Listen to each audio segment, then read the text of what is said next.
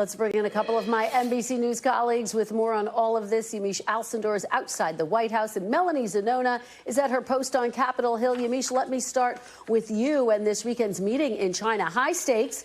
President Trump posting that 80% tariffs seems right. What exactly did he mean by that, Yamiche, and what is at stake here with Treasury Secretary Scott Bessent meeting with his Chinese counterpart? Well, Kristen, it is a big question of what the president meant by that. He laid out a very firm number there at 80%, but also saying it's up to, quote, Scott B., which, of course, is Scott Bessent, the Treasury Secretary. So I think the president, in some ways, is trying to lay out an outline and hinting and signaling that he's willing to lower this 145% tariff, which is really, experts say, is a trade embargo right now on China. That being said, it's still very unclear what the president actually wants to see happen here when it comes to China, other than de-escalating, it seems, this trade war. The White House press secretary was asked about this. Take a listen to what she said just a few hours ago. The president still remains with his position that he is not going to unilaterally bring down tariffs on China. We need to see concessions from them as well. And as for the 80% number, that was a number the president threw out there, and we'll see what happens this weekend. And always in the effort of transparency, I'm sure you'll hear directly from the Treasury Secretary or the president after those negotiations conclude. So it's just a number that he's throwing out there. That's where we are in negotiations. It'll be very interesting to see what happens in Switzerland when U.S. officials and Chinese officials sit down for the first time ever to have real, actual trade negotiations since President Trump put in these new tariffs, Kristen. Yeah, Yamiche, the stakes could not be higher in Switzerland this weekend. I know you and the team will be tracking that incredibly closely. Let me ask you about another area that we've been following, of course, what President Trump has called his big, beautiful bill. And we have reporting that President Trump has raised the idea of increasing taxes on top earners, those making $2.5 million and more. What do you know about that, and where do those discussions stand?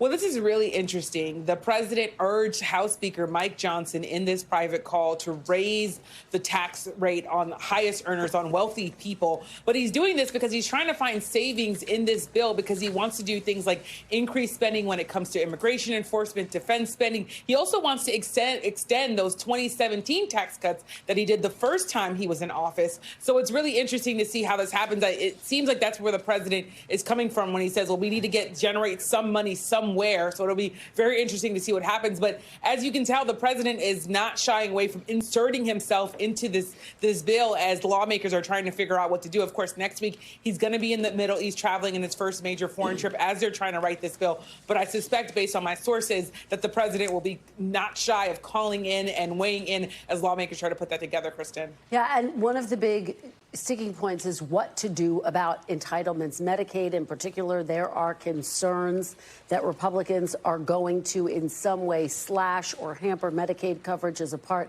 of this big, beautiful bill. President Trump telling me in our one-on-one interview last week that that's off the table for him. Is that still the case based on everything that you're hearing, talking to your sources there at the White House, Yamiche? Based on my sourcing, that what he told you is still holding. The problem with that, of course, is that Republicans, especially hardline Republicans, they're demanding some cuts. They're saying, look, these are entitlement programs that where we found waste, fraud, and abuse.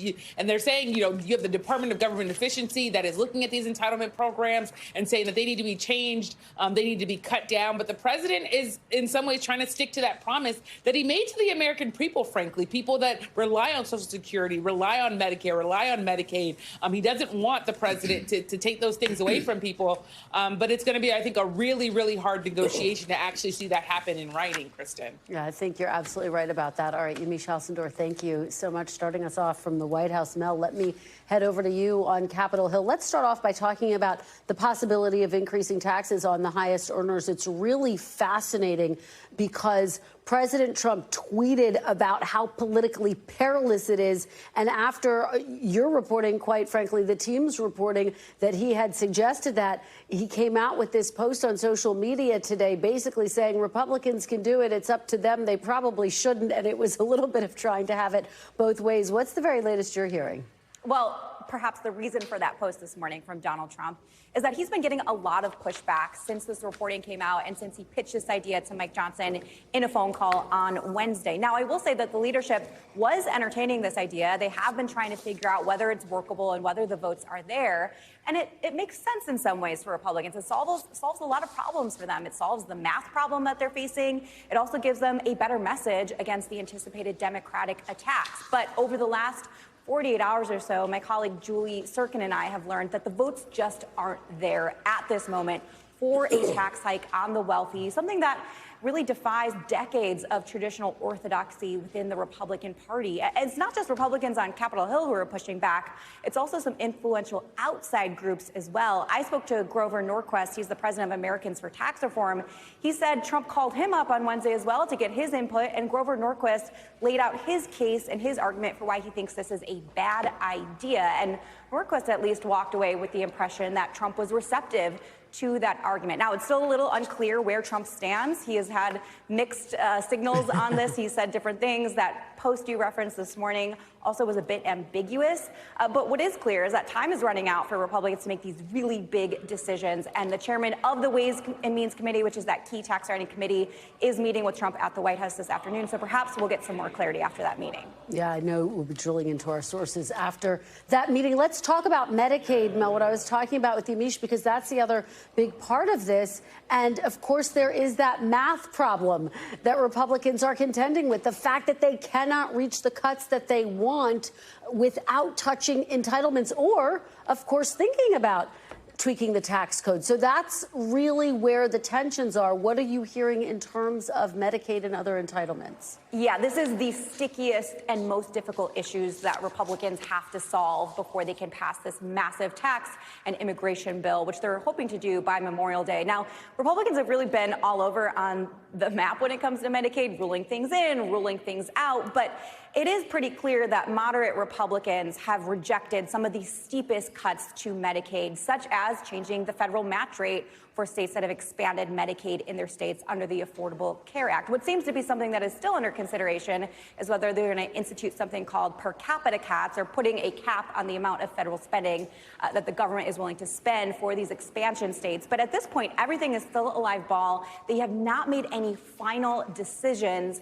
And this is something that could really trip up the whole process. Donald Trump says he doesn't want to see Medicaid cuts. These vulnerable Republicans who will determine whether the House is in Republican or Democratic hands in the next Congress don't want to see these Medicaid cuts, but they need to find these savings in order to keep these promises to the conservative hardliners who want to see steep spending cuts. So they might have to scale their tax package back. They might have to find savings elsewhere. All of it still up for negotiation right now, Kristen. Yeah, and 2026 looming very large, as you say, Mel, over all of it. Thank you so much. Really appreciate it. Hope you have a great weekend. Joining me now on set to discuss all of this is Kevin Frey, Washington correspondent for Spectrum News' New York One, Anthony Coley, Democratic strategist and an NBC News contributor, and Republican strategist Lance Trover. Thanks to all of you for being here. Kevin, let me start with you. Let's just talk big picture about what we're seeing from President Trump, his governing strategy right now. I want to turn back the clock a little bit, play you a question I asked him back in 2019, and compare that to kind of what we're seeing right now. Take a look. Does the buck stop with you over this shutdown? The buck stops with everybody. But you're they the could president. solve this problem in literally 15 minutes. The buck stops with everybody. It's a notable exchange because what we're seeing right now is President Trump increasingly say, look, this is up to Scott B. It's up to my Treasury Secretary. He gets asked a question on Libya. He says, you have to ask DHS. I ask him a question about the Constitution. He says, talk to my lawyers. We're seeing that type of a strategy, I think, play out to some extent. Well, and another component of this ongoing debate on Capitol Hill is the state and local tax deduction, SALT. And this is another area where he's kind of played the same game. They had these conversations before he even entered office. All these House Republicans from these bluer states, New York, New Jersey, California, and so forth, went down to speak with him. And they came out of that saying, basically, yes, he supports raising the cap on the state and local tax deduction, which helps people making hundreds of thousands of dollars. It's usually the upper income folk. But he didn't give us a definitive number. It's up to you all to figure it out. And this creates kind of this chaos on Capitol Hill, where, as we know, they need someone to basically tell them this is what it's going to be, and thus the conversation and debate kind of continues to to fester. Yeah, Lance, what do you make of that? What do you make of how President Trump is approaching, as Kevin is noting, these negotiations and this moment where we are seeing him say, look, you have to ask my Treasury Secretary, you have to ask my DHS Secretary? Look, I think he's a business guy, he's a deal maker, and I don't think he does set the tone, and he has set the tone. He just wants to get this done, and he wants to get a bill done, and my guess is they will get a bill done on this. That's what it's all about for him. He just wants to get it done, and I think whenever it comes down to, he's going to say, fine. And if Mike Johnson comes in and says this is the best deal we got, he's going to go all in and get the votes to put it on. Once they have a deal, you think he will be all on board with it. Anthony, what, if any, role can Democrats play here, particularly when you have President Trump opening the door to increasing taxes on the highest income earners? That, to some extent, runs the risk for Democrats, I would imagine, of taking a little bit of wind out of the sails of that argument that taxes are going down for the highest income earners. So sometimes the best move is no move at all. Sometimes you just want to sit back and let the young eat let the old eat the young. Is that the saying? Yeah.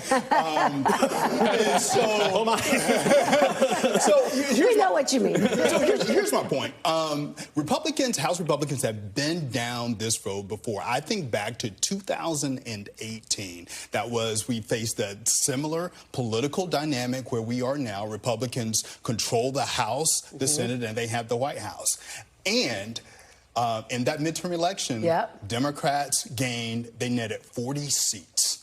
And so whenever Donald Trump is on the ballot, to his credit, he does well. Yeah. And people on the ballot with him do well. But when he is not on the ballot like he was in 2018, that makes House Republicans very nervous. And I think that's what we are seeing. I will add, you have seen House Democrats start to try to needle them a little more explicitly with actions on Capitol Hill, from trying to force them to sign on to basically a resolution, for example, protecting Medicaid, which is what some of these moderate Republicans say they need to do in some capacity. Right. If they were smart, if the Trump team were thinking strategically here, they would raise taxes on the ultra wealthy. They would protect taxes on tips. Right. They would, that inoculates, that takes away a talking point from Democrats. Yeah, I mean, Lance, I'm just fascinated about where this is going to land, because in that post from President Trump, he references George H.W. Bush, who said, read my lips, I will not increase taxes. He references that moment. He says, I'm not going to be that president, so it's up to Republicans. I mean, where do you, and here's the post right now, where do you think this lands? Because it is a way to potentially pay for his priorities. And yet, on the other hand, he's making the point that for Republican orthodoxy, it's incredibly fraught. Yeah, I think this was, can I call it a floater? And you're going to float the idea out there and see what the reaction is from over here on the Hill. I think that's kind of what we saw today. Again, it goes back to, I think he wants a bill and he wants to get it over the line. And we're going to have a million of these stories over the course of the next several weeks. I think that's right. But here's what I say over and over again, and I always give credit to Mike Johnson. I think he's the most underestimated person in this town. He gets a lot of heat from the media, and I think it's unfair. But when it comes to crunch time, like he did with the budget a couple months ago, he always puts it over the line. So I think, and he allows his members to talk and say what they like and what they don't like. This is all part of his process. They will get it done. Republicans cannot fail on this. That's Republicans cannot fail. I mean, Kevin, it is kind of remarkable. He does get things over the line. He gets counted out. Everyone says it's impossible. He can't do it. Of course, with a big assist over and over again from President Trump.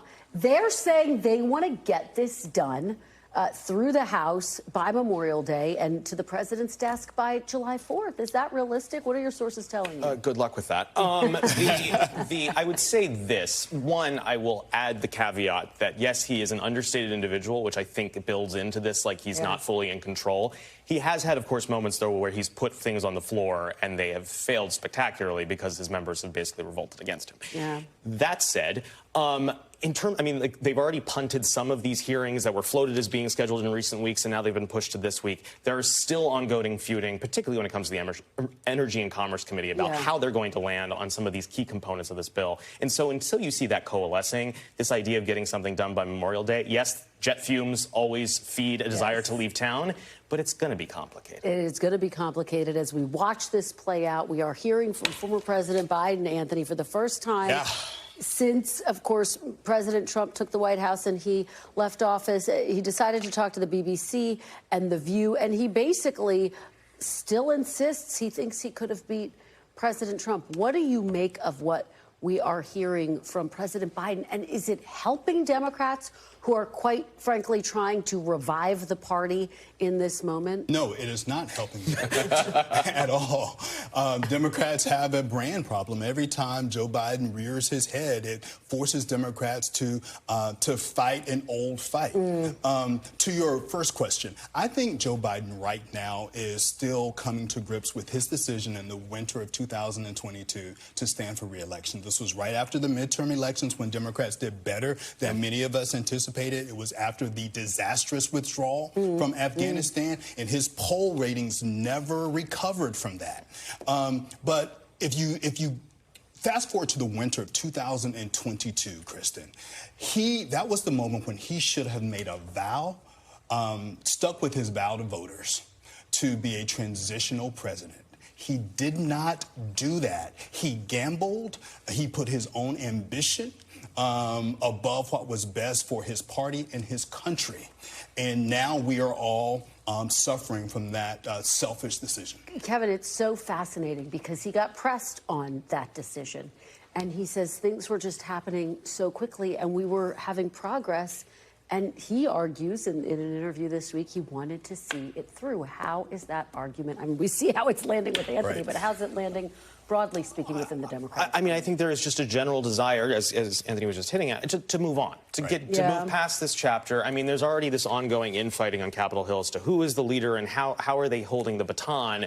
The last thing they want is to look back and see Joe Biden hanging around in the back of the picture, kind of still part of this. And you have seen, obviously, plenty of 2028 potential contenders starting to make their little maneuvers as they try to carry the party forward. I'm not sure that having the ghost of Christmas past haunting is really what they're looking for. And Lance, speaking of trying to move on, when I sat down with President Trump, boy, he spent a lot of time talking about former President Biden, his old rival, who still seems to be his greatest foil. Well, I mean, as a Republican here at the table, I want more Joe Biden interviews. Right. You need one. Everybody needs one. I'm all for it. But this is my point. This is my point. This is not useful for the Democratic Party. I couldn't have said it much better than you all go. I mean, look, I don't know who's advising him. I think he has a lot of personal angst over things, and he feels he has to go out and do that. If you're the Republicans, it's great because, look, 96% of the people out there in these polls recently say, Donald Trump voters say they wouldn't have changed their votes, and you put Joe Biden back out there, it just reinforces like, oh, yeah,